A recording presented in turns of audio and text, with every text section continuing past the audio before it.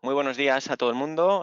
Bienvenidos a una nueva sesión de Jobs 2030, el futuro del trabajo, el proyecto insignia de Forética que reflexiona y que abre oportunidades de conocimiento y de visibilidad y de estrategia en torno a un futuro del trabajo sostenible. Mi nombre es Ricardo Trujillo, soy el encargado de liderar este proyecto dentro de Forética y quería daros en nombre de todo el equipo de Forética la bienvenida a la sesión de esta mañana. En esta ocasión vamos a tener oportunidad de dialogar, de profundizar y de conocer iniciativas que están liderando el discurso de cómo podemos crear un futuro del trabajo más sostenible, más integrador y más diverso, con aspectos tan relevantes o retos tan importantes como la transformación tecnológica, la transición verde, el cambio demográfico o incluso podemos hablar también de nuevos modelos de trabajo que se están desarrollando y que depende de la actitud de las empresas, de cómo armemos ahora una respuesta sostenible a estos aspectos, pues pueden generar entornos, sociedades y empresas más diversas, más inclusivas y más competitivas. Antes que nada, me gustaría esta mañana agradecer sobre todo a las tres organizaciones que lideran esta iniciativa de la mano de Forética, que son Manpower Group, Prisa y Fundación 11, sin las cuales hoy no podríamos estar juntos aquí. Por supuesto, también agradecer a todos los ponentes de esta sesión de hoy, que nos van a dar una visión, yo creo que muy completa, muy enriquecedora y esperamos que muy inspiracional. Y también no quería dejar de agradecer el tremendo apoyo institucional que estamos recibiendo en esta iniciativa y que hoy se sustancia con la participación del Ministerio de Educación y Formación Profesional, con quien tenemos el honor de celebrar la inauguración institucional. Sin más dilaciones, y antes de dar comienzo con la parte más operativa de la sesión, voy a ceder la palabra a don Julio Mariano Carballo, que es director del Gabinete de la Secretaría General de Formación Profesional en el Ministerio de Educación y Formación Profesional. Por favor, Julio, si puedes conectar el... Vale, Conectada perfecto. cámara y sonido. Espero que se me oiga. Buenos días. Te oímos y te vemos perfectamente. Pues nada, te Pues, dejo todo tuyo. Muchas gracias por estar aquí con nosotros. bueno, pues buenos días a todos. Gracias por invitarnos a este evento que nos parece muy importante, poder transmitiros la posición, el punto de vista del Ministerio en algo tan importante como es impulsar a las empresas para un futuro integrador y diverso. Primero de todo, quería transmitiros la felicitación y el agradecimiento de la Secretaria General de Formación Profesional, Clara Sanz, que como algunos de vosotros sabéis, porque he visto que hay algunos invitados que son gente muy cercana a nosotros, la tenemos de baja por COVID y con alguna sintomatología, aunque está bien, ya os aseguro que está bien, pero bueno, no ha podido, como hubiera sido su deseo, inaugurar ella este acto. Entonces, pues me toca a mí sustituirla. Espero hacerlo bien. Bueno, creo que el trabajo que hacéis es un trabajo fundamental porque además está en la línea con lo que desde hace muchos años todos los gobiernos de este país han venido pensando y que significativamente nosotros desde el año 2020 pues venimos poniendo en práctica, que es poner la formación al servicio del trabajo del futuro con un trabajo que va a ser cambiante y en el que tenemos que asegurar ese aspecto que vosotros habéis dicho de integrador, inclusivo y abierto a todos los cambios que los procesos productivos, y en nuestro país además singularmente los de prestación de servicios, fuerzan a todo lo que es el entramado de las empresas de nuestro país para mantener la competitividad.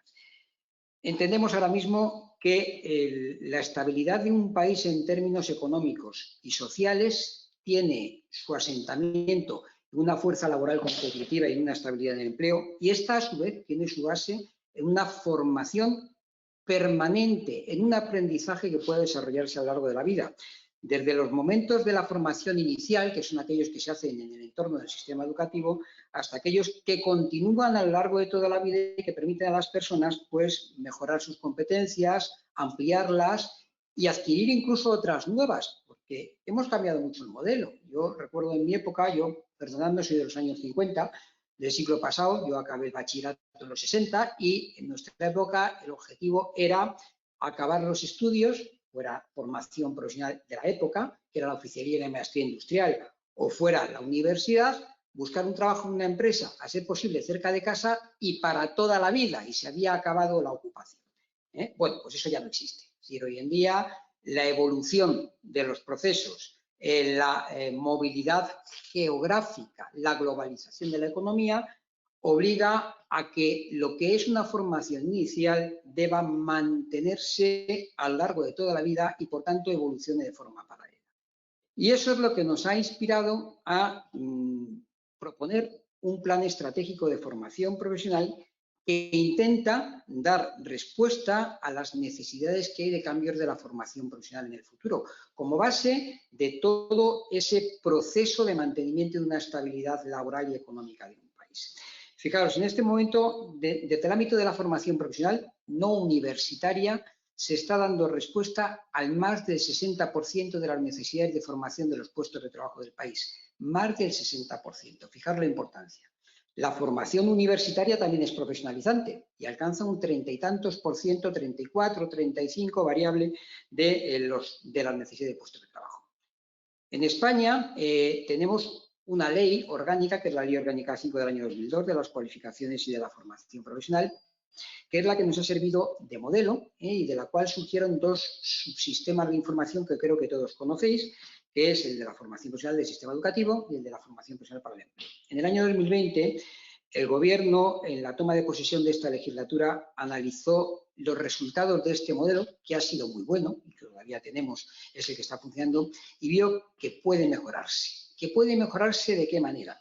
Pues integrando todos esos esfuerzos que hacemos en el ámbito de la formación profesional, procedan de donde procedan, de tal manera que garanticemos el aprendizaje permanente, que garanticemos a los ciudadanos en cualquier situación, a cualquier edad, con cualquier condicionante tenga en su vida, una oportunidad de formarse profesionalmente, en lo que sea, cuando sea, flexibilizando esa formación de tal manera que mediante formaciones más pequeñas puedan irse capitalizando y sumando formaciones mayores y que esas formaciones tengan la oportunidad de en todo momento, de manera proactiva y prospectiva, dar respuesta a lo que requieren los sectores productivos. Eso es fundamental y creo que en España en este momento tenemos todos los elementos necesarios para llevarlo adelante. Y lo vamos a hacer mediante tres grandes ámbitos de actuación. Uno, que es, digamos, el ámbito básico, es el primer plan estratégico de formación profesional, que, como sabéis, presentamos el año 2019 y tenía recorrido hasta el año 2022, pero que hemos ampliado con el segundo, que es el plan de modernización de la formación profesional, en el que hemos aprovechado para incluirlo dentro del mecanismo de recuperación y resiliencia de la Unión Europea. Porque si alguna cosa buena, y no tiene ninguna, pero si alguna tuviera esta pandemia COVID-19, es la oportunidad que nos da de repensar nuestra forma de hacer las cosas y de introducir modificaciones que de otra manera quizás hubiéramos tardado más tiempo. Creo que el plan de modernización en este momento es una apuesta firmísima del Gobierno, por lo que su propio nombre indica, la modernización de la formación profesional y el alcance de un modelo consolidado que tenga durabilidad, que sea reconocido y reconocible por empresarios, por alumnos, por trabajadores y por toda la ciudadanía. Y eso tiene que tener un marco jurídico, y ese marco jurídico es el que estamos en este momento elaborando a través de una nueva ley de formación profesional, una ley orgánica de formación profesional, que va a tomar lo que había en la Ley Orgánica 5 del año 2002, lo que tenemos en la Ley Orgánica de Educación, y algunos aspectos de la Ley de Formación Profesional para el Empleo, la Ley 30-2015, para obtener ese modelo, precisamente ese modelo que queremos, y ya finalizo porque tenía solo 5 minutos y el trabajo además lo tenéis que hacer vosotros ahora en este seminario, ese modelo que queremos que brinde, lo que decía antes, a cualquier ciudadano, de cualquier edad, en cualquier situación, una oportunidad de formarse, que esa formación se pueda acreditar y pase a formar parte de un portfolio personal que sea válido aquí, en cualquier país de la Unión Europea e incluso en terceros países. Y nada más, yo desearos un magnífico trabajo hoy y ponerme como director de gabinete, poner a esta Secretaría General a disposición de todos vosotros para aquello que necesitéis. Muchísimas gracias. Muchísimas gracias a ti. Yo creo que es una visión muy interesante.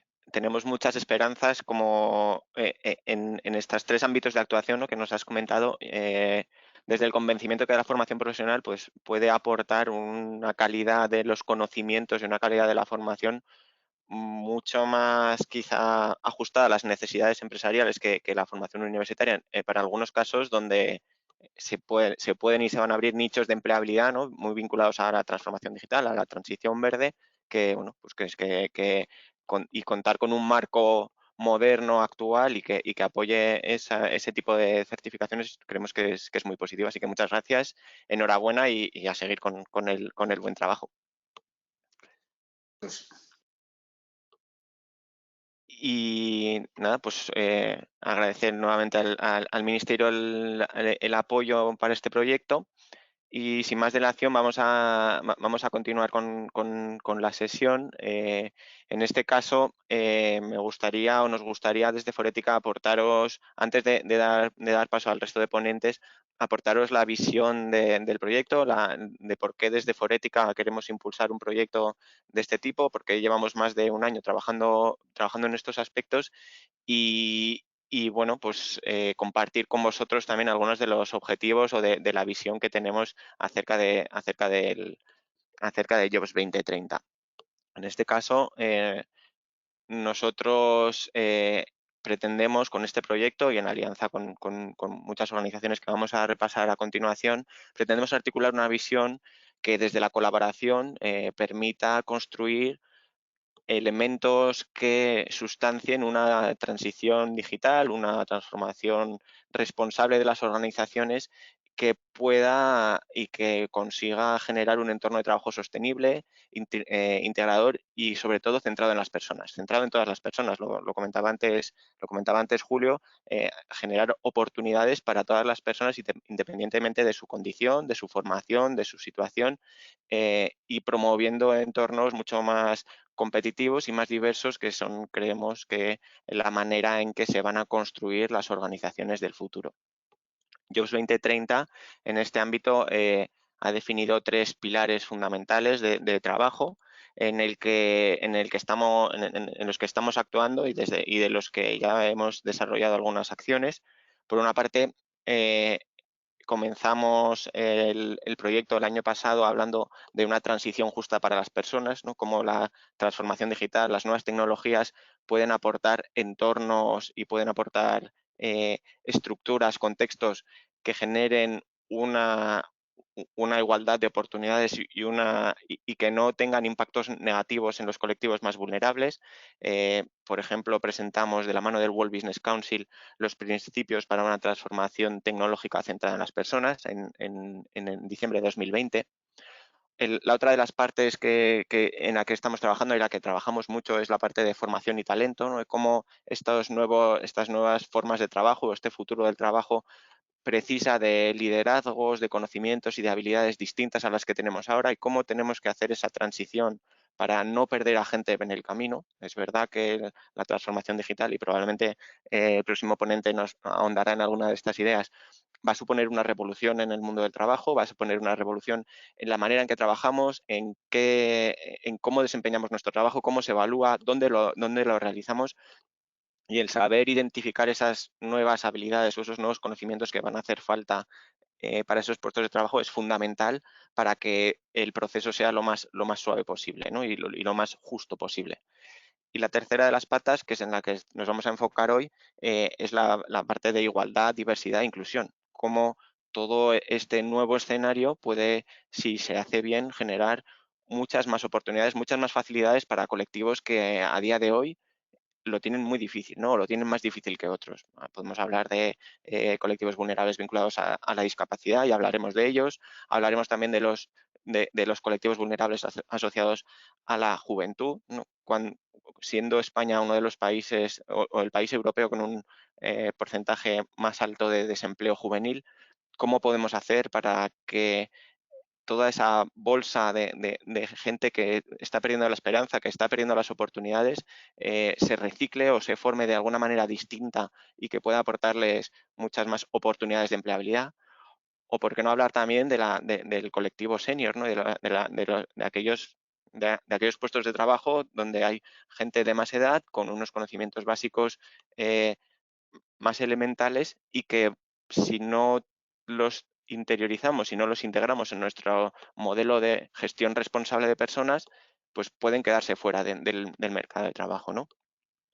Con todo esto, y este primer año de Jobs 2030, del que estamos muy contentos y que creemos que está consiguiendo muy buenas capacidades de impacto, está consiguiendo eh, armar un muy buen programa que ayuda a las organizaciones a reflexionar sobre estos temas, va a continuar su trabajo, ¿no? En este momento, y como en anteriores ocasiones, os animamos a todas las empresas que estáis aquí presentes y a todas las organizaciones a compartir vuestras iniciativas empresariales que tenéis desarrollando o que están impactando o incidiendo en alguna de estas tres áreas que acabo de comentar.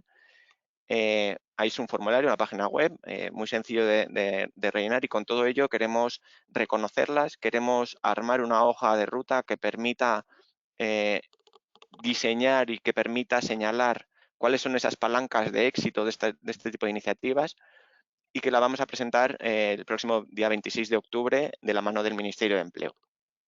Las iniciativas, luego cuando os mandemos la presentación podréis pinchar en el link de la diapositiva que veis y podéis acceder directamente al formulario para hacernos llegar. Nos interesa tener cuantas más iniciativas mejor, para tener la estructura de la hoja de ruta lo más armada posible y que sea lo más inspiradora y lo más enriquecedora posible para el resto de organizaciones. Simplemente dos apuntes más antes de pasar la palabra al próximo ponente, a Jaime. Este proyecto sin duda no sería lo mismo sin todos esos aliados institucionales, sin todas esas empresas participantes y líderes de esta iniciativa. Estamos muy contentos con el apoyo, estamos abiertos a abrir nuevas alianzas con otras organizaciones. Por favor, cuantos más seamos, mejor. Agradecemos, como decía al principio, mucho a las empresas líderes, por supuesto el partner institucional, el Ministerio de Trabajo y Economía Social, a nuestros partners internacionales, ¿no? El World Business Council, CSR Europe, que nos ayuda muy bien a definir y a integrar todas estas tendencias en la transformación digital, en el futuro del trabajo. Y, por supuesto, estas organizaciones, gobiernos autonómicos y organizaciones colaboradores que nos ayudan a localizar la acción. Es muy importante no quedarnos solo en un plano muy general, sino también ser capaces de permear y generar estos discursos en los entornos más locales, y desde luego estas organizaciones son imprescindibles para ello, ¿no? Así que muchas gracias a todas. Y simplemente para ceder la palabra a Jaime, algunas reflexiones en torno a por qué es importante, ¿no?, la diversidad y la inclusión en el futuro del trabajo. Por un lado, todos somos conscientes de cómo esta pandemia en la que estamos viviendo, de la que quizá estamos pudiendo salir más pronto que tarde, ha generado unas brechas de desigualdad nunca antes vistas. El problema ha sido que ha tenido mucho más impacto y está teniendo mucho más impacto en los colectivos y en los sectores empresariales más vulnerables, en las regiones con mayores tasas de desempleo. Y es necesario revertir esta situación. Tenemos, como bien decía el ponente anterior, tenemos un fondo y una capacidad económica importante gracias al Fondo de Resiliencia y Recuperación de la Unión Europea, y necesitamos actuar sobre estos colectivos más vulnerables que han sufrido las consecuencias más importantes en esta pandemia. Por otro lado, seguimos en un entorno de transformación digital rapidísima. Hay algunos datos que dicen o que evidencian cómo más de la mitad de los puestos de trabajo a los que van a aspirar los niños que están en el colegio todavía no existen. Y es muy difícil, entonces, de esta manera prever qué tipo de habilidades, qué tipo de conocimientos, qué tipo de formación les podemos dar a nuestros jóvenes para que estén lo mejor preparados posibles, ¿no?, en los próximos años. Por otro lado, pues existe un desajuste de talento bestial, existe una brecha de capacidades muy importante, ¿no? Según datos de la Unión Europea, hay hasta 50 millones de adultos con baja o nula formación que pueden quedarse fuera del mercado de trabajo. Incluso, ya lo hemos mencionado antes, como hay colectivos como la gente joven que en estos momentos pues parten de una situación muy complicada de desempleo. Es necesario desarrollar y generar estructuras, iniciativas, compromisos que permitan dar más oportunidades a todos estos colectivos, porque en esta rápida evolución pues pueden quedarse muy fácilmente fuera de todo el proceso. algunos datos, algunos compromisos o algo de contexto que también nos puede ayudar a comprender por dónde pueden venir las soluciones, ¿no? Por un lado, y hay mucha literatura, muchos informes, muchas investigaciones que vinculan la diversidad a la competitividad, cómo las organizaciones más diversas están mejor preparadas para adaptarse a entornos cambiantes, como los que vivimos a día de hoy y vamos a seguir viviendo en el futuro, o cómo estas organizaciones más diversas son aquellas en donde la innovación está mucho más ajustada a la realidad y está mucho más adaptada a lo que los grupos de interés de las organizaciones demandan. Siendo más ágiles, más adaptables y más innovadoras, las organizaciones más diversas tienen las mejores armas para poder enfrentarse en el mercado en el mercado de negocios y en sus operaciones, ¿no?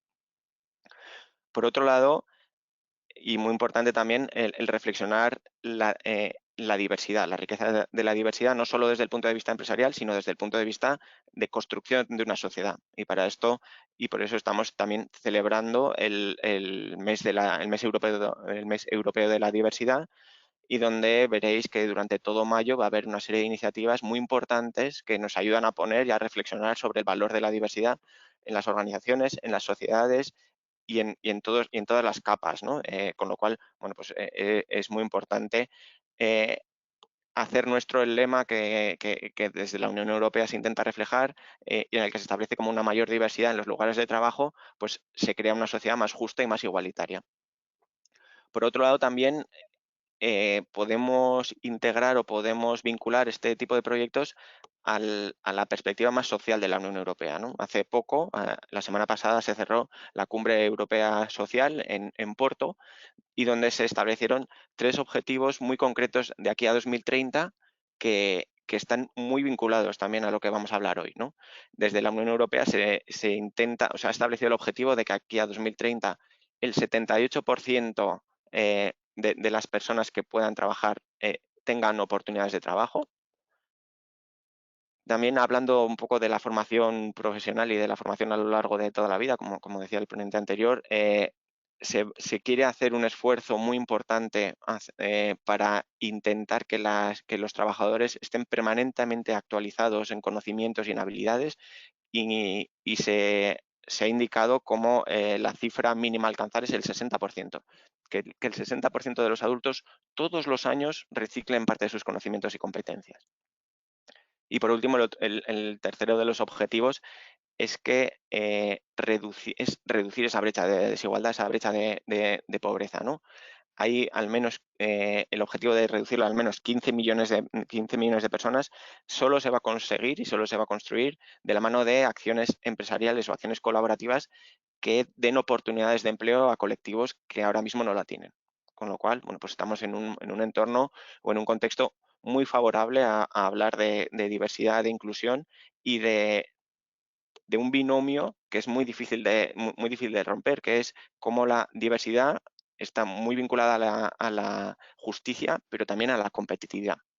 Y por último, nada más que reseñar que como el Plan de Competencias Digitales de España, también muy vinculado al Plan de Recuperación y Resiliencia, habla de cerrar esas brechas digitales en la ciudadanía española.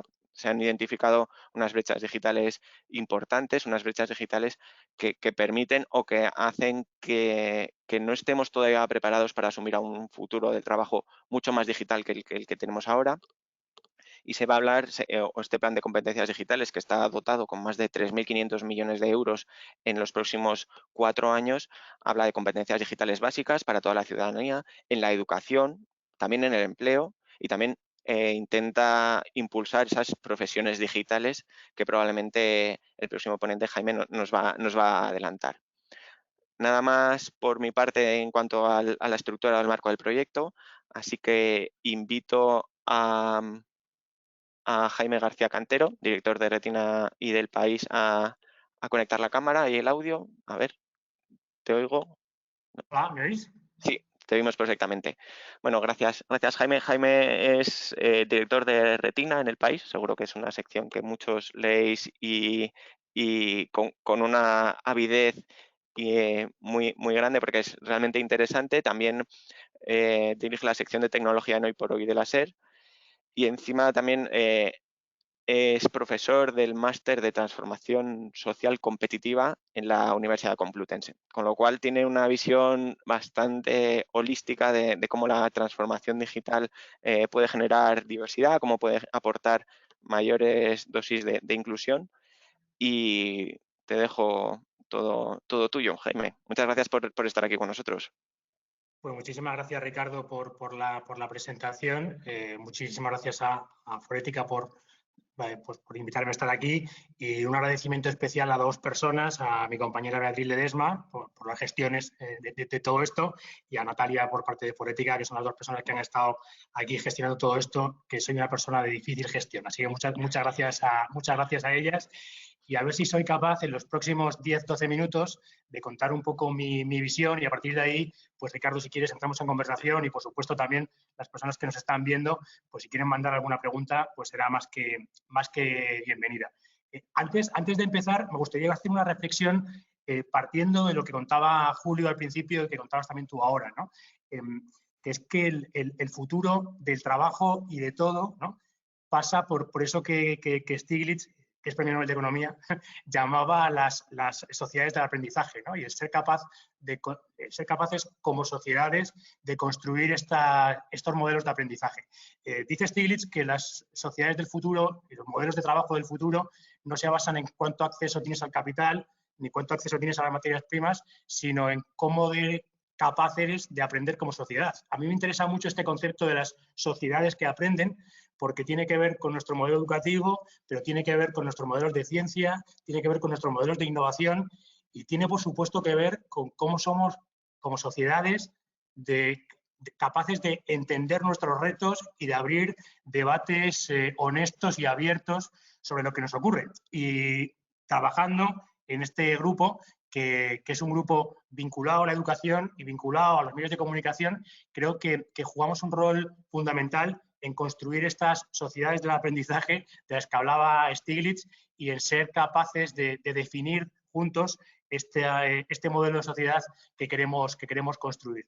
Además, hoy vengo a recomendar muchos libros. Recomiendo uno que se acaba de publicar de Marina Garcés, que es fabuloso como casi todo lo suyo, Escuela de Aprendices, y cómo una sociedad que se basa en que todos sus ciudadanos somos capaces de aprender. Bueno, pues después de este disclaimer y por tratar de hilar con lo que se ha contado antes, me gustaría dedicar estos 10-12 minutos, no creo que dé mucho tiempo a nada más que a deconstruir o a jugar con nuestra visión de este título de la sesión, o ni siquiera del título entero, ¿no?, de ese binomio que forma futuro y trabajo, ¿no? Me gustaría analizar por separado el concepto de futuro, el concepto de trabajo y luego todo junto. Creo que cada vez más, y es algo que en Retina solemos hacer, deberíamos hablar no tanto de futuro como de futuros, ¿no? Poner esa S al final del concepto, porque creo que cada vez es más importante que entendamos que hay muchos futuros posibles, hay algunos futuros probables y hay un futuro deseable. Y creo que hoy tenemos la obligación de tratar de entender esos futuros posibles, de identificar cuáles son los probables, pero sobre todo, tenemos la obligación como sociedad de trabajar para esos futuros deseables.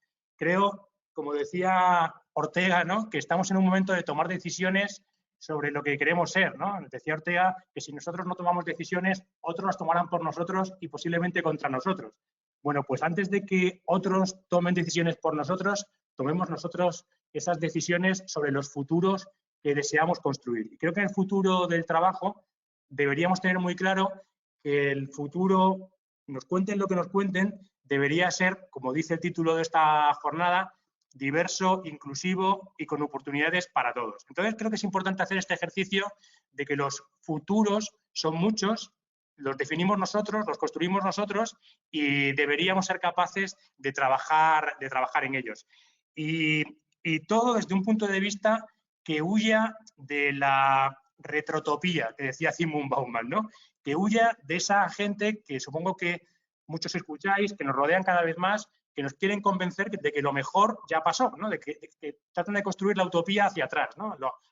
Lo mejor ya pasó, ¿no? Estos los de Make America Great Again, ¿no? Y todos estos discursos de que lo mejor estuvo en el pasado, ¿no? Lo mejor va a estar en el futuro, pero tenemos que trabajar juntos para construirlo. En este tiempo de distopías hechas realidad, ¿no? Yo quiero que volvamos a esa visión de la utopía como objetivo, esa visión de ese horizonte que ya sabemos que es difícil de construir, como dice Galeano, ¿no? Ese horizonte que nunca se alcanza, pero por lo menos te hace caminar. Entonces, juguemos con futuros en vez de con futuro y planteemos cuál es ese futuro que queremos dentro del trabajo. La segunda parte es trabajo, y creo que debemos entender que el trabajo va a ser algo completamente diferente a lo que es hoy en el futuro, como lo es hoy algo completamente diferente de lo que fue en el pasado. Pensad, porque hace solamente 14 meses muchos seguían pensando que el trabajo era un lugar. Hoy todos tenemos claro que el trabajo no es un lugar, ¿no? Es una ocupación. Pero hay muchas más cosas que van a seguir cambiando. Y entre ellas algunas tan importantes como el rol que tiene el trabajo en nuestra vida, como constructor de nuestra identidad, que esto es algo que es parte de la modernidad. A los griegos, ya sabéis, y a Aristóteles, trabajar les parecía algo no excesivamente recomendable y creían que lo que construía la identidad de una persona no era su trabajo, sino todo lo que hacía fuera del trabajo y además del trabajo. Nosotros, bueno, fruto, como decía Weber, ¿no? de esa ética protestante, hemos hecho del trabajo una parte central de nuestra vida, una parte muy buena, que es que ha sido un impulsor, ¿no? de la escalada social y del cambio y de las oportunidades, pero con una no tan buena, que es esta omnipresencia del trabajo. El trabajo en el futuro será algo necesariamente diferente y creo que tenemos que estar preparados para ella. Por deciros alguna cosa, ¿no? Yo creo que nuestros padres no cambiaron nunca de empleo, no cambiaron nunca de trabajo, tuvieron siempre el mismo empleador. Nosotros vamos a cambiar muchas veces de empleo, pero ninguna de profesión. Nuestros hijos no solamente cambiarán de empleos, sino que cambiarán de profesiones. Por eso, cuando decía, yo siempre que oigo esto de que las profesiones del futuro ni siquiera somos capaces de imaginarlas, yo creo que la pregunta es mucho más profunda que todo eso, ¿no? No es que cuáles serán esas profesiones del futuro, sino siquiera si habrá profesiones en el futuro, porque la reflexión debería ser así de amplia y con todo ese recorrido. Bueno, pues futuros por una parte, trabajo por otra. Y ahora todo junto, ¿no? El futuro del trabajo, ese leitmotiv de que llevamos mucho tiempo hablando. Yo, ayer pensando un poco en qué contar, me acordaba del libro clásico para hablar del futuro del trabajo, que es de Rifkin, El fin del trabajo, que hace 25 años que se escribió, se dice pronto, ¿no? Él hablaba de la llegada de la tecnología y de cómo la tecnología, los robots, la inteligencia artificial, aunque entonces no lo llamaba así, pues producirían pues, trabajos más precarios, menos diversos, con menos oportunidades. Bueno, yo suelo decir que nos ha pasado, hago un poco el símil con esa obra de teatro maravillosa de Beckett, Esperando a Godot, ¿no? Nosotros llevamos 25 años, estos que dice Rifkin, esperando al robot.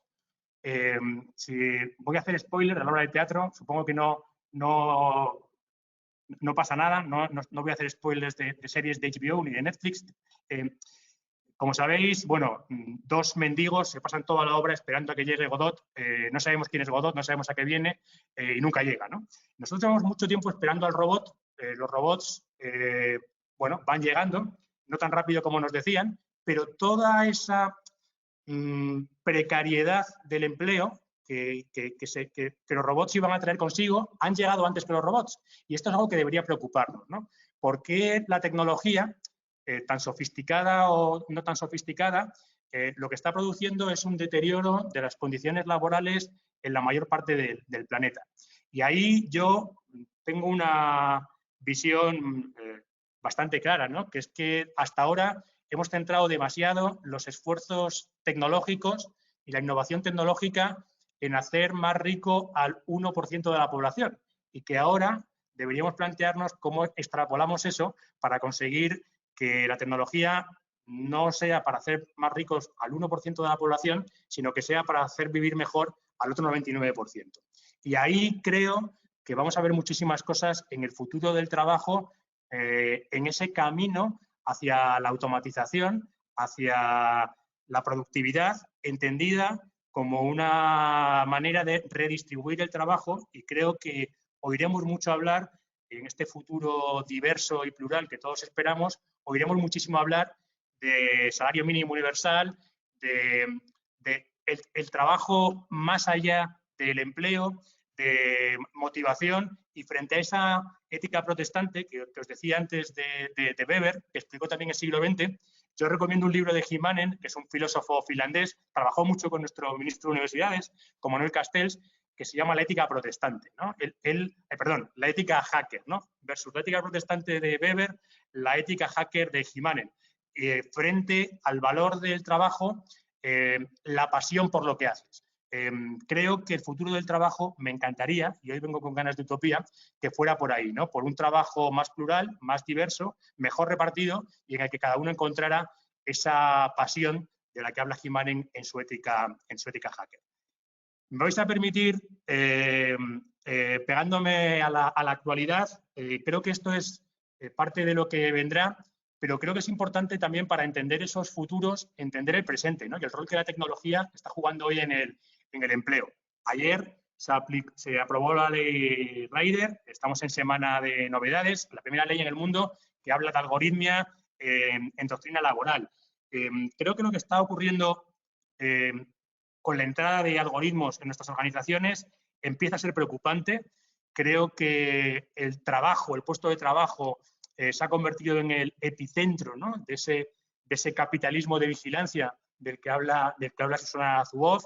Creo que las organizaciones acumulan cada vez más datos de nosotros, y esto no tiene por qué ser malo, pero creo que no debe hacernos olvidar que los datos solamente cuentan una parte de la historia, ¿no? Y hay muchas más cosas.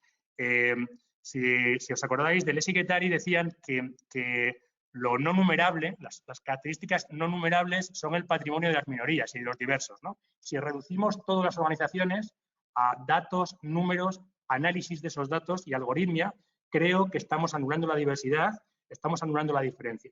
Creo que hoy empezamos a correr serios riesgos de que esta tecnología que estamos utilizando para filtrar currículum, para medir productividades, para controlar a los trabajadores, para liderarlos y para mandarlos tareas, excluya al diferente si no somos capaces de tomar medidas. Los algoritmos no toman decisiones éticas, toman decisiones matemáticas. La ética se la tenemos que poner nosotros. Y ahí creo que tenemos pues unas derivadas importantes y que tendríamos que considerar. ¿Cómo introducimos, cómo hacemos que esa algoritmia, que esa inteligencia artificial, que luego, si queréis, en la tanda de preguntas profundizamos, que está entrando en nuestras organizaciones, lo haga desde el respeto a la diversidad, desde el respeto a la inclusión y evitando los sesgos? Y creo que esto es importante. Para terminar esta pequeña introducción, y uniendo también a lo que se decía al principio, ¿no? Este momento de oportunidad que creo que tenemos ahora. Sí, tenemos una oportunidad enorme al amparo de los fondos europeos, y también porque soy de los que creo que después de la tormenta es más fácil cambiar el rumbo del barco, ¿no? Y ahora que hemos vivido una gran tormenta, es más fácil cambiar de rumbo. Pero creo que nos equivocaríamos si pensáramos que tenemos una hoja en blanco, ¿no? En esta oportunidad. La oportunidad está ahí, pero la hoja, yo suelo decir que la hoja no es una hoja en blanco, es una hoja en la que no hay nada, pero la hoja es roja. Siguiendo esta idea del maravilloso Miguel Delibes, si os acordáis, Delibes contaba en La hoja roja que en un librillo de papel, ¿no? Si el librillo tiene un librillo de fumar, qué ejemplo tan poco correcto hoy en día, ¿no? En un librillo de fumar, decía Delibes, hay 99 papeles blancos y solamente uno rojo, ¿no? El rojo es el que te sale cuando solo te quedan 5. Pues acabamos de sacar la hoja roja, ¿no? Acabamos de sacar la hoja roja, tenemos una oportunidad enorme, no sé si es la primera, la segunda o la tercera, pero puede que sea la última. Y creo que tenemos que ser conscientes de esto, ¿no? Que como sociedad tenemos que buscar estos consensos desde la tecnología, desde las organizaciones y desde las administraciones públicas para tomar medidas urgentes de cara a este futuro diverso e inclusivo. Creo que cada vez somos más conscientes de que el futuro se teje, ¿no? De que el futuro se basa en relaciones, se basa en ecosistemas, que el futuro crece como un bazar, aunque a mí me gusta entenderlo que crece como un bazar, aunque la idea final es construir una catedral, sobre todo una catedral, porque a veces creo que nos falta esa visión de que el futuro no es algo que terminaremos nosotros, es que terminarán nuestros hijos o los hijos de nuestros hijos, ¿no? Bueno, pues para construir ese futuro plural, diverso e inclusivo, hacen falta consensos, hace falta debates, hace falta tratar de entender esta relación que no es fácil entre la tecnología y lo digital y lo sostenible y lo inclusivo. Porque como viene recogido en el plan de resiliencia y también en el plan de recuperación europeo, creo que todos queremos una Europa y una España que sea más digital, pero por supuesto también que sea más sostenible, que sea más inclusiva y que sea más diversa. He ido tan rápido como he podido para dejar tiempo para las preguntas, así que si queréis ahora profundizamos en alguno de estos dos temas. Jaime, muchas gracias. La verdad que me ha encantado. Me he quedado con muchas ideas para reflexionar y encima con una lista muy larga de libros que ahora que se acerca el verano siempre se agradece. Así que probablemente te haré caso. La ponemos luego en Twitter la lista para que la gente la siga. Me parece genial, muy buena idea. Si quieres, podemos comenzar por... Voy a hacerte yo una pregunta. A mí me ha interesado mucho el tema de la inteligencia artificial y el rol que tiene en el futuro del trabajo, ¿no? Y también esos aspectos que has comentado de que el logaritmo es matemático, pero nosotros de alguna manera también le podemos dar el alma, ¿no? Y que se acerque más a esas utopías que también has mencionado. ¿Cómo ves tú ese proceso? Pues fíjate, yo creo que es importante entender esto que decías tú, ¿no? La inteligencia artificial, los algoritmos son matemáticas, ¿no? Son tecnologías, son herramientas puestas al servicio de las personas. Vuelvo a lo que decías antes, ¿no? De poner el centro de las personas. Y cuando hablamos de inteligencia artificial y de algoritmos en las empresas, y esto que decimos a veces, ¿no?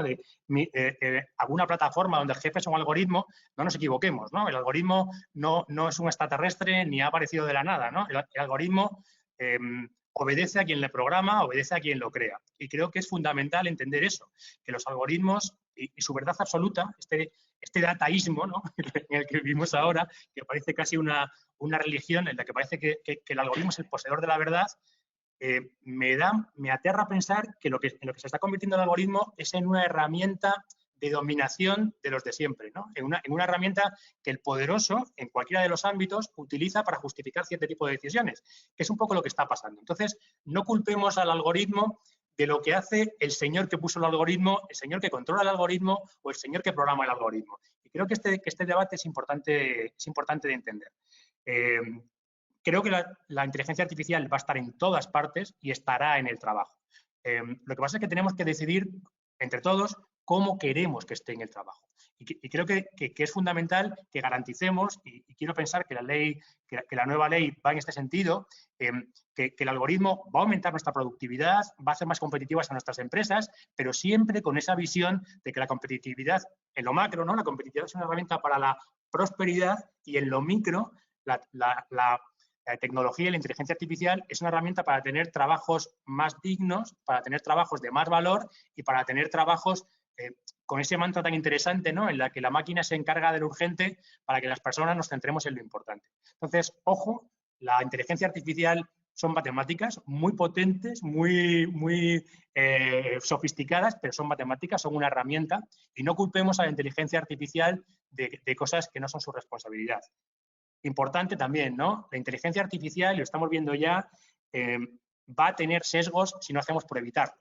Al final, la inteligencia artificial y los algoritmos lo que utilizan es datos del pasado para predecir el futuro. Si el pasado tuvo sesgos, y los tuvo, si no hacemos nada por cambiarlo, su visión del futuro tendrá sesgos. A mí me parece alucinante cuando alguna empresa tecnológica, ¿no? Dice, hemos detectado que nuestro algoritmo de búsqueda de talento tiene sesgos porque solo selecciona a hombres de entre 25 y 35 blancos. Y luego cuando ves su listado de directivos, ves que el 95% de sus directivos son hombres blancos entre 35 y 45 años. Entonces, ojo, ¿no? La tecnología lo que hace es repetir nuestros patrones y a veces nos hace vernos en un espejo deformado. Entonces, la inteligencia artificial va a llegar, las personas vamos a trabajar con los algoritmos, no contra los algoritmos, vamos a trabajar con los algoritmos, pero tenemos que ser capaces de decidir como sociedad cuál es el modelo que queremos de inteligencia artificial y cuál es el que queremos de, vamos a decir, algoritmia llevada al terreno de lo laboral. Por terminar, como Europa tenemos un reto muy interesante, ¿no? Porque el modelo de inteligencia artificial chino, ¿no? La inteligencia artificial está al servicio absoluto del poder político, la famosa mochila china, ¿no? En el que un trabajador de 53 años o trabajadora de 53 años, su empleador sabe las notas que sacó en el colegio, ¿no? y su opinión sobre el Partido Comunista. Eso posiblemente no lo queremos. Tampoco queremos, creo yo, el modelo americano, ¿no? En el que son las empresas las que lideran esto sin ninguna regulación, el salvaje oeste, y cada uno hace lo que pueda. El objetivo no es el poder, el objetivo es, bueno, es otro tipo de poder, que es el económico, ¿no? Europa tiene una oportunidad aquí de definir cuál es su modelo, pero tenemos que decidirlo y decidirlo ya. No habla de inteligencia artificial, habla en general, ¿no? Dice mi amigo Xavi Ferrás de SADE que la pandemia ha puesto de manifiesto la respuesta tecnológica de Asia, Estados Unidos y Europa, ¿no? Y se resume en 3 Ds. China, disciplina. Estados Unidos, darwinismo, ¿no? Sálvese quien pueda, y Europa, descontrol, ¿no? Descoordinación, cada uno con cosas diferentes. Creo que Europa tiene una oportunidad fundamental versus el modelo neoliberal de acceso al capital que tenía Estados Unidos. Vamos a ver si el señor Biden es capaz de cambiarlo. El modelo de disciplina dictatorial de algún sitio en Asia. Europa tiene una oportunidad de gestionar las complejidades de una manera diferente, más afín a nuestras tradiciones culturales, que tenga que ver, y vuelvo a insistir en lo que decías tú, Ricardo, en una inteligencia artificial que ponga a las personas en el centro. Genial, gracias. Yo creo que nos queda tiempo para una última reflexión o idea, quizá aglutinando algunas que nos han escrito en el chat. Me gustaría que termináramos tu intervención o tus reflexiones con algo cercano a esa utopía, pero llevándolo a algo que pueda ser real, ¿no? Y construir esa utopía de un futuro del trabajo donde hablabas tú de salario mínimo internacional o multinacional. Sí, podemos también meter en el cóctel no solo el salario mínimo, sino el living wage, ¿no? Hay unas ideas que promueven que el salario mínimo en muchos países no da para tener una vida digna, entonces lo intentan traducir a un living wage que permita el desarrollo profesional, personal, familiar, mucho más completo que solo el salario mínimo. Y quizá incluso podemos meter también en la coctelera algunas ideas como la semana laboral de 4 días. No sé cómo ves tú esa utopía de cercana, de lejanas y cómo podemos, ya que tenemos aquí más de 200 empresas probablemente o 200 organizaciones interesadas por estos temas, ¿qué les podemos recomendar que nos ayuden para definir o terminar de dibujar esta utopía? Pues fíjate, yo creo que las dos que dices tienen mucho sentido, ¿no? Los números, ¿no? Si son 4, si son 4,5, si son 3,5 las jornadas, ¿no? O irnos a horas, ¿no? Que sería un debate posiblemente más técnico y más certero, ¿no? De horas laborales, y el tema de los ingresos mínimos vitales, los salarios mínimos, este tipo de disyuntivas que están ahí. Yo recomiendo mucho leer a Nikes Rinešek como teórico hoy, ¿no? De la nueva izquierda en Europa, aunque él es canadiense, pero ya muchos años en Londres, y creo que él propone, ¿no? En Capitalismo de Plataforma y en alguno de sus últimos textos propone modelos muy interesantes de cómo la tecnología podría en el futuro permitir esto. O sea, esto no es utópico, esto es algo que podríamos conseguir, ¿no? Pero sobre todo, aparte de esta visión, porque creo que lo que no se nos escapa a nadie es que en un entorno en el que la tecnología aumenta la capacidad productiva, vamos a decir, las horas que vamos a necesitar trabajar como conjunto, como sociedad, van a ser menos, ¿no?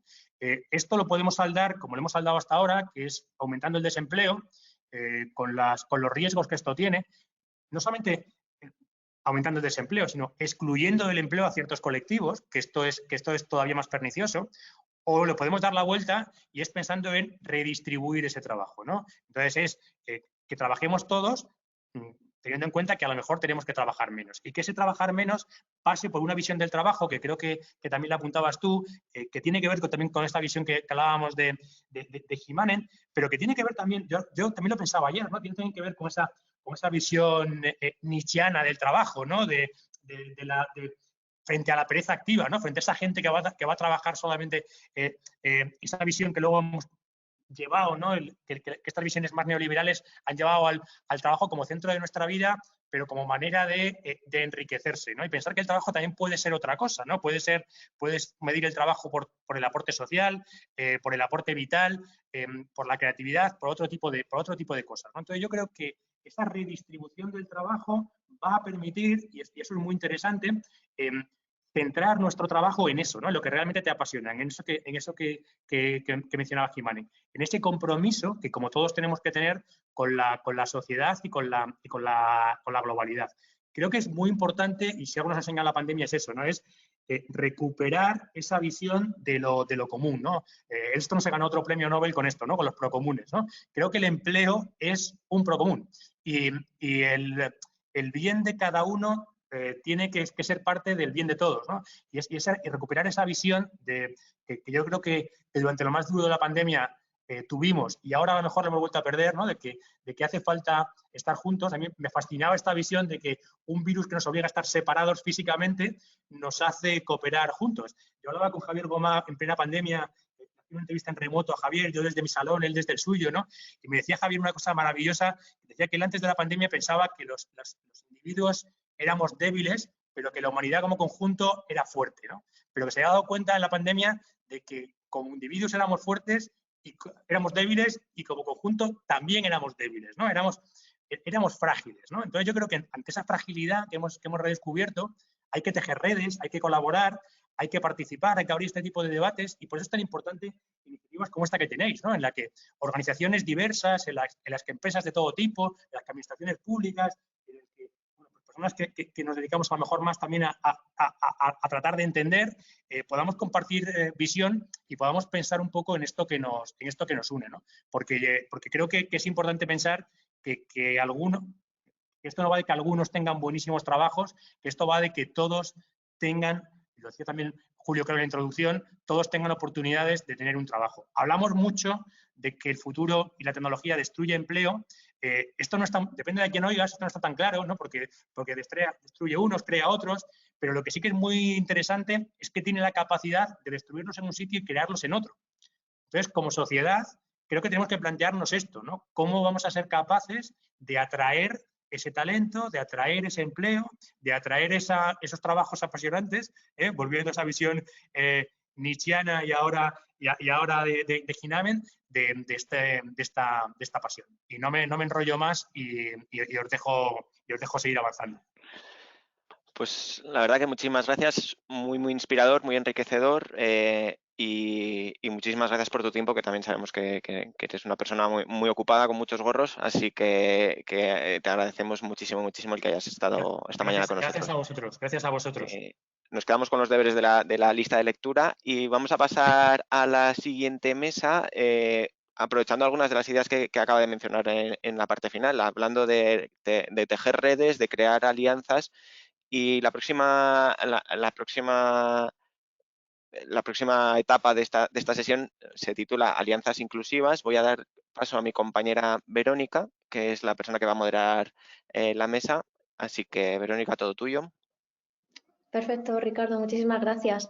Bueno, pasamos a este siguiente bloque de la sesión de hoy, donde queremos compartir con vosotros algunos ejemplos concretos de estas alianzas inclusivas y cómo distintas iniciativas pues están teniendo un mayor impacto gracias a esa idea de colaborar y de tejer redes. Para hablar sobre este tema contamos con 3 ponentes. En primer lugar tenemos a María José Martín, que es directora general de Talent Solutions en Manpower Group y que nos va a hablar sobre la iniciativa Hub de Agentes del Cambio. En segundo lugar contaremos con Clara Bassols, directora de la Fundación Bertelsmann, que nos hablará de la Alianza por la FP Dual. Y en tercer lugar, no podemos dejar de hablar de diversidad al hablar de inclusión, ¿no? Y hablar de discapacidad. Y para ello contaremos con Carla Bonino, que es responsable de la unidad de RSC y sostenibilidad en la Fundación ONCE. y que nos hablará del Disability Hub. Y para empezar con la ronda de preguntas, me gustaría iniciar esta mesa con María José, que nos va a hablar sobre la iniciativa Hub de Agentes del Cambio. Así que, María José, te cedo la palabra para que nos cuentes un poco sobre este proyecto y qué objetivos tiene. Muchas gracias, Verónica, y gracias a Forética por invitarnos a estar hoy ahí hablando sobre el Hub. La verdad es que intervenir después de Jaime es todo un reto, ¿eh? Pero sí me gustaría recoger algunas de las ideas que ha marcado porque nos vienen muy bien para explicar el Hub. Durante el año 2020, en Manpower Group tuvimos muchísimas reflexiones sobre lo que estaba ocurriendo, ¿no? El grado de pérdidas de empleo que se estaban produciendo, el grado de destrucción de compañías al que asistimos, ¿no? Donde prácticamente en 6 meses se perdieron más de 100.000 compañías. Y esto nos hizo pensar que algo teníamos que hacer para poner un granito de arena en la recuperación de nuestro país. Y de ahí surgió ese germen de la oficina NextGen que pusimos en marcha en noviembre, donde lo que pretendíamos era no canalizar fondos, sino generar proyectos que realmente fueran transformadores y que contribuyeran a una rápida recuperación de nuestro país y a una rápida recuperación de los niveles de empleo, ayudando en la transformación del talento.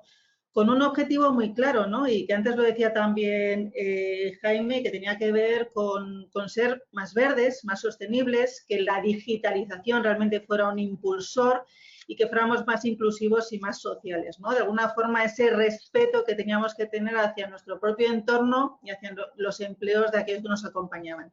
Y el Hub surgió como una aplicación práctica de toda esta idea. Lo que queríamos al final era unir esfuerzos. Éramos conscientes que solos no podíamos hacerlo, que acompañados llegábamos mucho más lejos, y lo que hicimos fue tentar a compañías, instituciones y a organismos para que se unieran a esta iniciativa, para que realmente pudiéramos poner sobre la mesa macroproyectos transformadores muy basados en 4 ejes que estamos trabajando actualmente, que tienen que ver con transformar talento en cuanto a niveles educativos y en cuanto a niveles de empleabilidad, y que tienen que ver con el ámbito de digitalización y emprendimiento en cuanto a cómo ayudamos a las pymes, fundamentalmente más perjudicadas con todo lo que ha estado pasando, a cambiar su modelo de negocio, a digitalizarse de un modo más ágil dentro de este nuevo circuito en el que estamos metidos.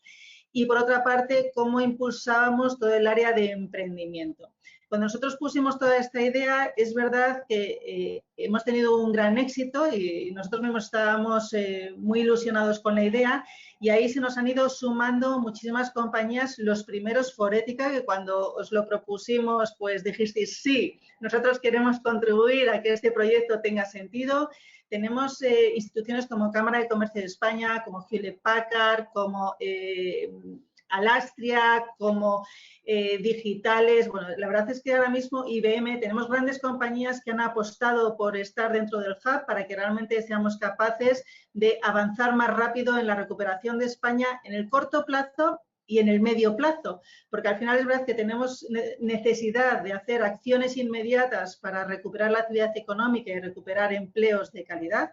Nuestro objetivo es formar en los próximos 3 años a más de 2,5 millones de personas para que puedan transformarse y en ese reskilling, upskilling, realmente encontrar un empleo que les haga sentirse útiles como parte de la sociedad. Y por otro lado, tenemos la intención de ayudar a más de 500.000 pymes en esa transformación que están acometiendo. Y por nuestra parte, la verdad es que todas estas iniciativas tienen mucho que ver con un ámbito de sostenibilidad claro, con el cumplimiento muy integrado dentro del Hub de los Objetivos de Desarrollo Sostenible, que creo que todos tenemos que tener ahora mismo sobre la mesa.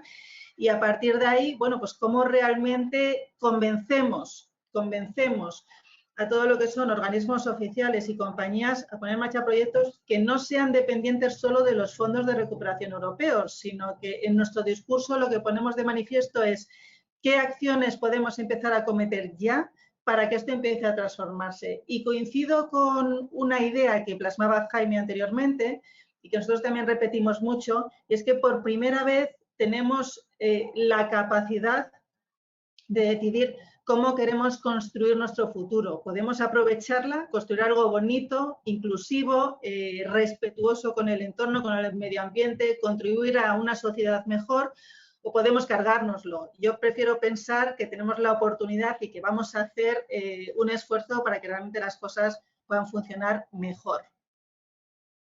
Sí, sin duda para que funcione mejor, ¿no? Y en clave de recuperación, que también es una de las líneas de este hub, yo creo que ahí la colaboración está siendo clave.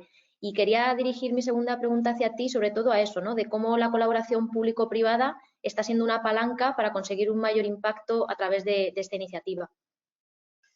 Bueno, nosotros pensamos que, de verdad, la colaboración público-privada es absolutamente crítica y esto es lo que nosotros estamos exponiendo a todos los ministerios, comunidades autónomas y a todos los organismos que están escuchándonos, ¿no? Y que están muy abiertos. Porque, repito la misma idea, solos no podemos hacerlo. Yo creo que esa colaboración de lo que la empresa es capaz de hacer y la administración y el alcance que tiene la administración es increíble. Nuestra experiencia aporta mucho, pero su saber hacer en macro cifras también son importantes. Ahí estamos colaborando mucho en todo lo que tiene que ver con la formación profesionalizante y de la que antes hablaba el jefe de gabinete de la Secretaría de Formación Profesional, porque para nosotros ese ámbito es muy importante, cómo realmente somos capaces de acelerar la transformación de las personas, de contribuir en esa especialización y en esa adaptación a las nuevas posiciones de trabajo que se van cumpliendo y que esto además, bueno, pues nos permita de alguna forma en esa colaboración público-privada pues que realmente vayamos a un plus en muy poco tiempo, porque ahora mismo estamos en un 16% de paro y claramente en esta colaboración público-privada, tanto en términos de orientación como en términos de capacitación, como en términos de encontrar un trabajo adecuado, creo que es básico si queremos acelerar esta integración, ¿no? Con lo cual ya no hablamos de una FP, sino de cómo profesionalizamos y cómo ayudamos a las personas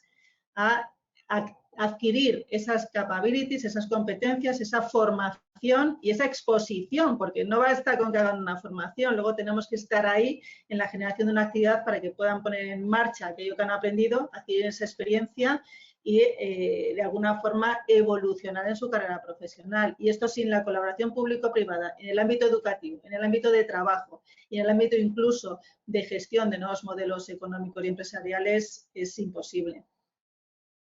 Muchas gracias, María José. Gracias por compartir con todos nosotros vuestra experiencia y los resultados de esta iniciativa. Voy a pasar ahora a Clara Bassols.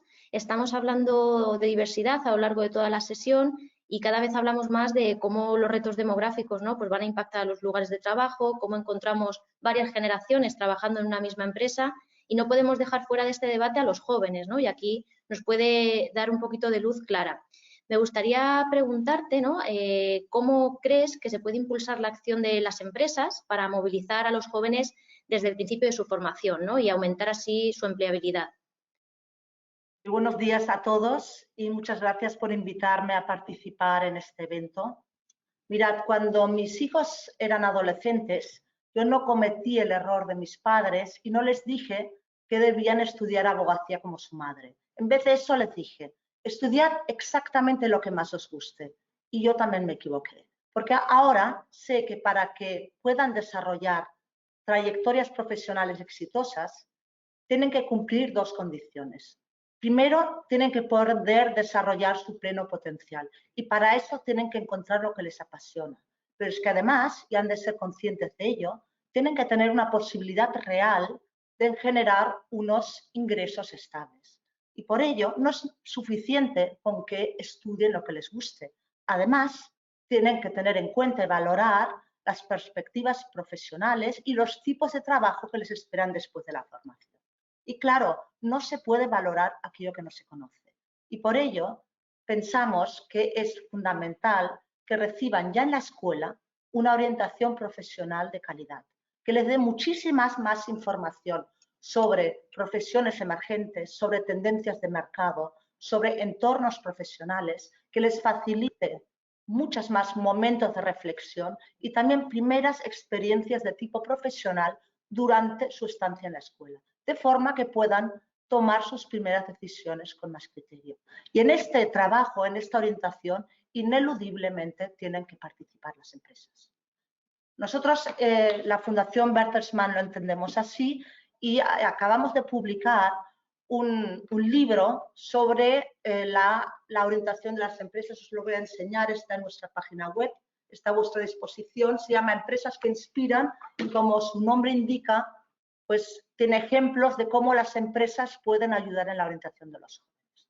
Pero es que además tienen que ayudar y tienen que participar activamente en la formación de los jóvenes desde el principio, porque tal como también mencionaba Ricardo antes, hay un desajuste del talento y cada vez más las empresas no pueden cubrir sus vacantes por falta de profesionales con las competencias necesarias y la experiencia. ¿Y por qué ocurre eso? En primer lugar, porque hay una distancia muy grande entre el mundo educativo y el del empleo. Y estos dos mundos van a ritmos diferentes. Mientras que las empresas se mueven a un ritmo vertiginoso, el entorno educativo no le puede seguir la pauta. Solo tomados de la mano y colaborando van a poder garantizarse de que aquello que aprenden los jóvenes esté actualizado y encaje realmente con lo que necesitan las empresas.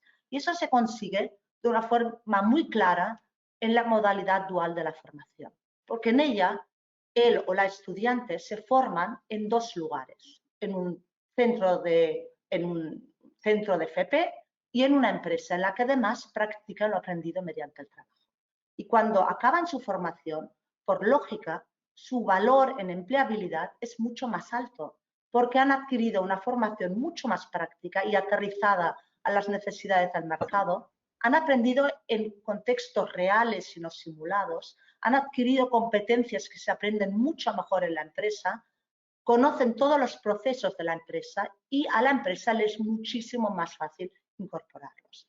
Por lo tanto, contestando a tu pregunta, las empresas deben adquirir mucho más protagonismo, tanto en la orientación profesional de los jóvenes como en la propia formación. Muchas gracias, Clara. Yo creo que es muy importante reivindicar ese papel activo, ¿no?, de la empresa también como promotor de empleabilidad y sobre todo la corresponsabilidad, ¿no?, que existe por parte del empleador y de los empleados. Y siguiendo con vuestro trabajo, me gustaría preguntarte también acerca de la iniciativa de la Alianza por la FP Dual. Me gustaría conocer un poco qué impacto está teniendo esta iniciativa y qué resultados podrías compartir con nosotros. Sí, mira, la Alianza para la FP Dual es una red de empresas, de centros educativos y de otras organizaciones que están comprometidos con el desarrollo y la difusión de una formación profesional dual de calidad. Ya se creó en el 2015 y somos ya casi 1.500 miembros. La alianza, pues no sé si se puede hablar ya de impacto social, pero seguro que de resultados.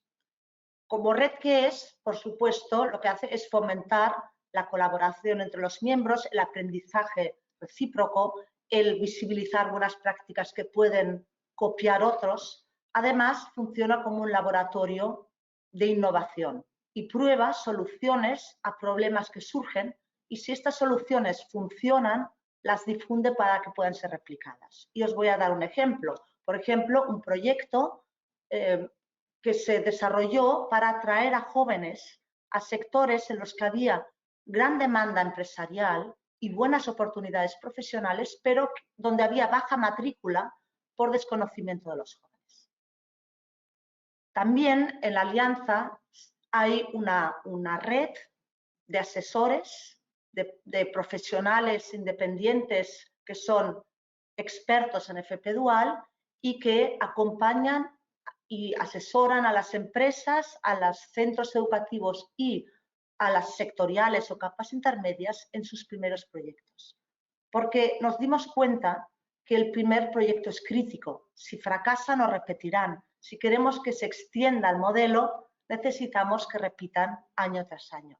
Y, por supuesto, la alianza sirve también para difundir muchísimo y para dar a conocer la modalidad dual. A través de muchísimos eventos, un congreso anual que es nuestro foro, un premio para buenas prácticas y también mediante una red de jóvenes embajadores, de aprendices y exaprendices que difunden la FP Dual y la explican a sus semejantes, a otros jóvenes, mediante su propia experiencia. Este proyecto lo estamos desarrollando con Lidl y también con la Cámara de España, y en el año 2021 ya estará activada en 7 comunidades autónomas. Por lo tanto, sí que la alianza está teniendo resultados muy importantes y me gustaría animar a las empresas que todavía no están formando en Dual que se planteen la posibilidad de hacerlo, porque les aportará muchas ventajas que a la larga mejorarán su competitividad y además ayudaremos a los jóvenes. Gracias Clara por compartir vuestra experiencia y vuestra iniciativa y sobre todo por ilustrarnos con otro buen ejemplo, ¿no?, de cómo colaborar es positivo y se consiguen mejores resultados.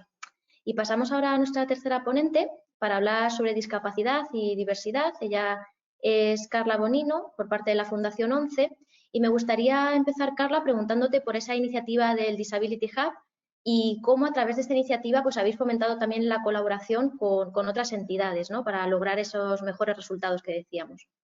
Adelante, Carla.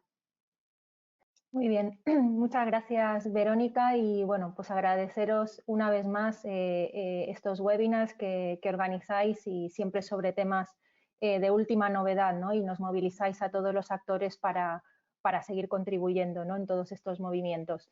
Bueno, pues la iniciativa Disability Hub Europe, que voy a mencionar de manera abreviada como DHub, es una iniciativa liderada por la Fundación 11 con el apoyo del Fondo Social Europeo desde mediados de 2018, ¿no? La característica que tiene es que es una iniciativa multi-stakeholder enfocada a trabajar en el binomio discapacidad y sostenibilidad, entendiendo la sostenibilidad en su triple dimensión social, ambiental y de buen gobierno. El fin fundamental y último, ¿no?, de esta iniciativa es fomentar la inclusión social y laboral de las personas con discapacidad en Europa, que son en torno a 87 millones, a la vez que promover negocios o un entorno empresarial inclusivo y sostenible. Bueno, la clave de esta iniciativa es nuestro partenariado. Nosotros contamos con socios que son CSR Europe, bueno, que está también involucrado en esta iniciativa de Jobs 2030, GRI, la Organización Internacional del Trabajo, particularmente a través de su red global de empresas y discapacidad, el Foro Europeo de la Discapacidad, que es la voz en Europa de las organizaciones que representan a las personas con discapacidad, y 2 empresas multinacionales y referentes en sus sectores como es L'Oréal y Dow. Además, contamos con entidades colaboradoras, entre las que se incluye Forética y otras como el Centro Europeo de Fundaciones, ¿no? Al final, bueno, el propósito no es contribuir a una economía inclusiva, y trabajamos en alineamiento con la Agenda 2030 y los Objetivos de Desarrollo Sostenible, particularmente el ODS 8 sobre crecimiento económico y trabajo decente, el 10 sobre desigualdades y el 17 sobre alianzas, que la propia iniciativa es un reflejo de este objetivo, ¿no? Bueno, me preguntabas, Verónica, sobre cómo fomentábamos la colaboración, ¿no?, con las distintas entidades, y bueno, pues yo creo que la palanca que destacaría, ¿no?, para tener un mayor impacto es la propia naturaleza del partenariado, ¿no?, que bueno, pues que tiene esta naturaleza multiagente, combina entidades colectivas o paraguas como puede ser CSR Europe o el Foro Europeo de la Discapacidad, con entidades individuales, pero en todo caso referentes en sus distintos sectores o actividad, entidades nacionales, europeas e internacionales. Y bueno, pues todo esto nos ayuda a de alguna manera, pues creemos tener los mejores, ¿no?, para continuar. Digamos que todas estas entidades ya tienen un interés consolidado y un trabajo en relación con las personas con discapacidad, la diversidad, la inclusión social y laboral y la sostenibilidad, por supuesto la Agenda 2030, ¿no?, y los ODS. Es decir, aquí no hemos tenido que convencer a nadie, sino que sumamos esfuerzos y sensibilidades, ¿no?, y estrategias. tenemos también una visión compartida, ¿no?, sobre el enfoque de la discapacidad que llamamos discapacidad 360 grados y que esto permite también aprovechar las potencialidades, ¿no?, y los enfoques de las diferentes entidades socias, ¿no? Este enfoque de discapacidad 360 grados, pues lo que entiende es a las personas con discapacidad como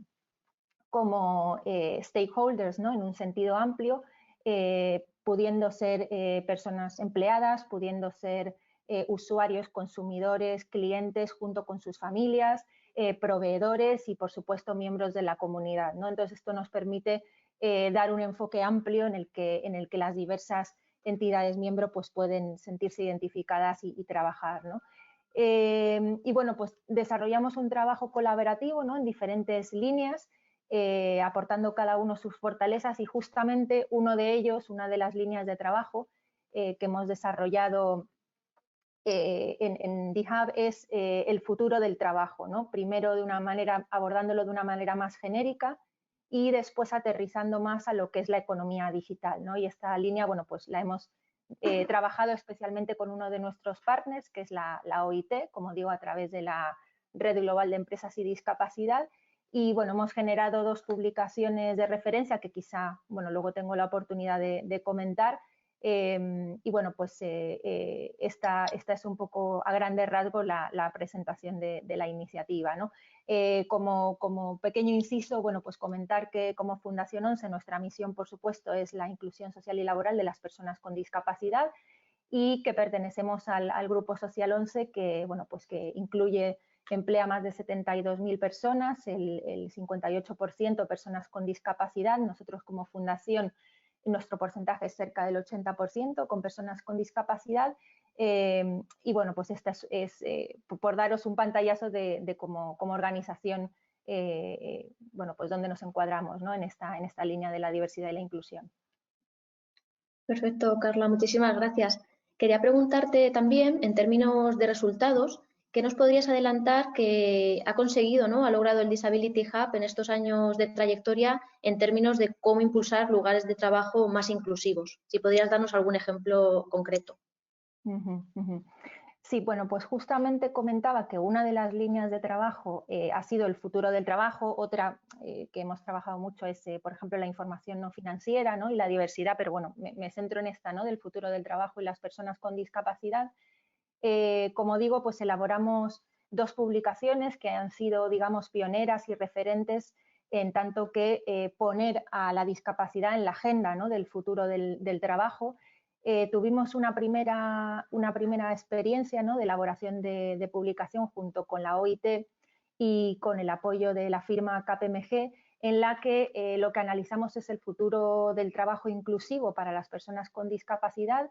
Lo presentamos en noviembre de 2019 en la sede de la OIT en Ginebra, bueno, pues de la mano de entidades que se interesaron, ¿no?, por esta conexión, como es la Organización Internacional de Empleadores, el Banco Mundial, el Foro Económico Mundial, la OCDE o la Comisión Europea, por supuesto, con la que vamos de la mano, ¿no?, en todo este proyecto.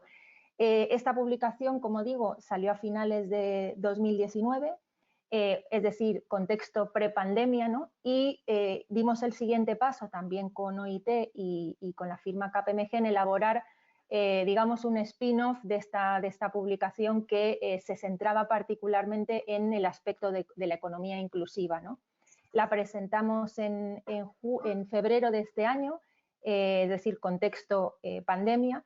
Y bueno, pues lo hicimos de la mano de entidades como Microsoft, ¿no?, en la presentación. Sí me gustaría resaltar que tanto en la naturaleza de DHub como iniciativa, así como en todos los productos o publicaciones o reflexiones que generamos, la idea de involucrar entidades más allá de nuestros partners, digamos, más formales, es clave, ¿no? Y en este sentido, digamos, para ambas reflexiones, publicaciones, hemos contado con la participación de un grupo de personas expertas, ¿no?, de ámbito internacional, pues entre las que se incluye, bueno, por supuesto, Forética, CSR Europe, la Comisión Europea, otras empresas, ¿no?, más allá de nuestro partenariado, como Accenture, Atos, Dow, L'Oréal, IBM, Microsoft, o bueno, entidades como la OCDE, que he mencionado antes, el Pacto Mundial, GSMA, la Asociación Mundial de Tecnologías y Servicios de la Información o el Consejo de Tecnologías de la Información y Comunicación de países como Canadá. Bueno, en este sentido, bueno, por comentar que no es un tema residual, ¿no?, o marginal, sino que hay muchas entidades de diverso tipo y de mucha envergadura interesadas por esta conexión, ¿no?, del futuro del trabajo y las personas con discapacidad. Por supuesto, en todo momento involucrando al Comité Español de Representantes de Personas con Discapacidad, el foro equivalente europeo, que es el Foro Europeo de la Discapacidad, y la Alianza Internacional de la Discapacidad, dado que, bueno, pues creemos que nada puede ser para las personas con discapacidad sin las personas con discapacidad. En la primera línea de trabajo, ¿no?, en la primera publicación, digamos, abordábamos las distintas grandes tendencias, ¿no?, del futuro del trabajo, como puede ser la revolución tecnológica, los cambios asociados, ¿no?, que hay en la demanda de habilidades, cambios culturales y demográficos y el cambio climático también, ¿no? Y ahí, bueno, poníamos el foco en los riesgos y oportunidades que esto conlleva, ¿no?, para la inclusión y para las personas con discapacidad. Y bueno, pues diría que las principales conclusiones, ¿no?, de ambos trabajos, ¿no?, por compartir perdón, las ideas principales, es que, bueno, el futuro del trabajo y el futuro de la economía digital va a ser inclusivo si hay una acción proactiva, ¿no?, por parte de todos los actores involucrados. En ese sentido, bueno, hay incluso una frase literal que tiene mucho que ver con lo que dijo Jaime García, ¿no?, de el futuro hay que construirlo y está en manos de todas las partes, ¿no? Y en ese sentido, pues, ambas publicaciones mencionan el papel que puede desarrollar la administración pública, las empresas, la industria digital en concreto, ¿no?, organizaciones patronales, sindicales, el entorno académico, educativo y formativo y, bueno, por supuesto, las organizaciones de personas con discapacidad. Importante también considerar la dimensión de género, ¿no?, y el enfoque interseccional. Concretamente, bueno, en la Fundación ONCE hay una apuesta muy importante por la inclusión digital, ¿no?, de las personas con discapacidad, con dos programas, uno es por talento digital y otro, bueno, pues un programa concreto para mujeres con discapacidad que se llama Radia, ¿no?, para bueno, avanzar en toda la inclusión en el entorno STEM. Y bueno, pues por último, me gustaría destacar, digamos, que en todos estos trabajos se revalida los objetivos de desarrollo sostenible como una hoja de ruta válida para generar un futuro del trabajo diverso e inclusivo. En la Agenda 2030 se menciona específicamente a las personas con discapacidad y, bueno, el aprovechamiento del talento obligatoriamente se enfrenta al asunto de la diversidad y bueno, pues todo esto requiere una actuación proactiva para que no se generen nuevas barreras que bueno, pues podrán aparecer si no tenemos cuidado con ello, ¿no? Muchas gracias, Carla, por ilustrarnos con este buen ejemplo, ¿no?, de cómo incluir la discapacidad en la agenda de sostenibilidad y también de cómo tenerlo en cuenta, ¿no?, a la hora de abordar esos retos del futuro del trabajo.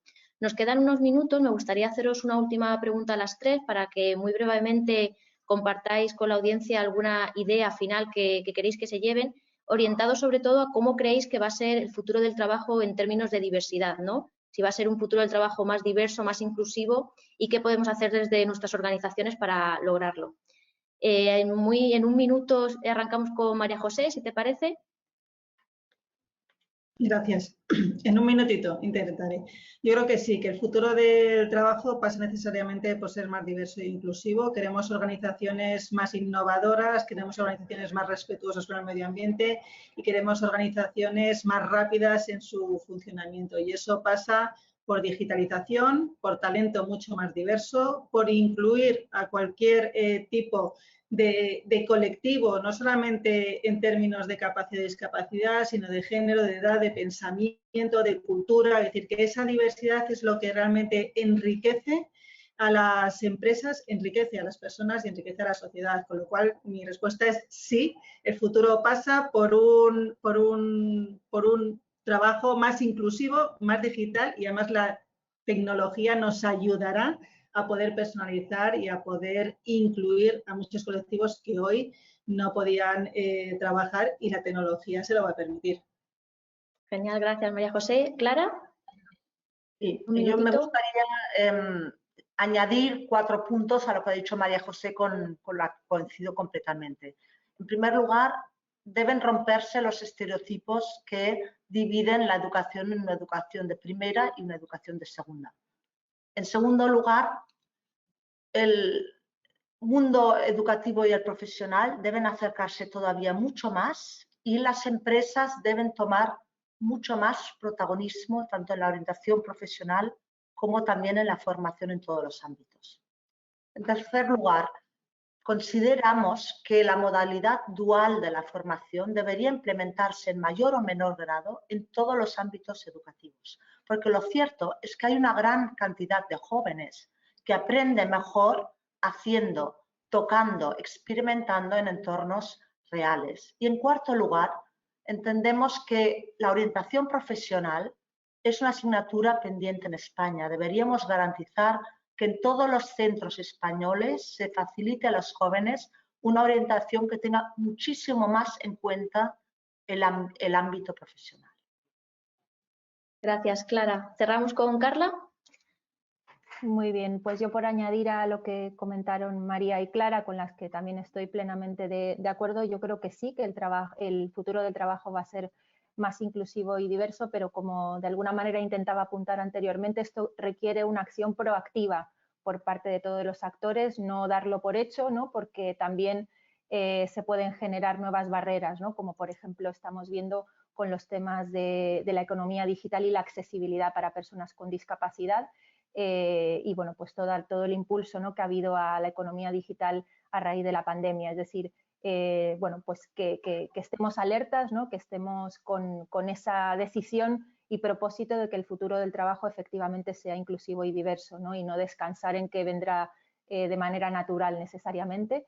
Y bueno, pues simplemente, bueno, me gustó mucho las reflexiones de Jaime sobre el tema de la inteligencia artificial, con la que, bueno, pues efectivamente él decía señores, ¿no?, crean estos algoritmos. Creo que es en sentido literal, ¿no?, tanto señores o chavales, ¿no?, en masculino, y entonces, bueno, pues seguramente aquí tenemos que estar alertas, ¿no?, en la algoritmia, ¿no?, y en lo que genera, ¿no?, de posibles discriminaciones o reproducciones en bucle de estereotipos y bueno, digamos, una senda que no necesariamente lleva a la inclusión. Nada, por mi parte nada más. Perfecto, Carla. Muchísimas gracias a las tres por vuestra participación. Creo que nos llevamos muy buenas ideas, ¿no? Ha sido un debate muy interesante y muy enriquecedor. Y bueno, yo creo que nos llevamos ideas de cómo ser diversos suma, ¿no? Y cómo aquellas empresas que apuesten por la diversidad pues van a ser también más competitivas y más sostenibles, sobre todo.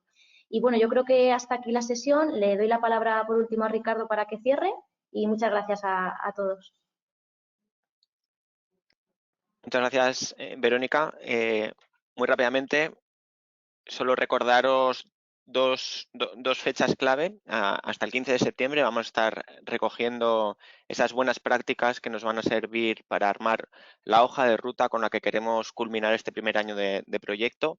Una hoja de ruta que va a estar enfocada en proponer y en facilitar proyectos, la creación de proyectos o el impulso de iniciativas que tengan impactos reales y alianzas como las que hemos visto hoy en la mesa, ¿no? Muchas gracias.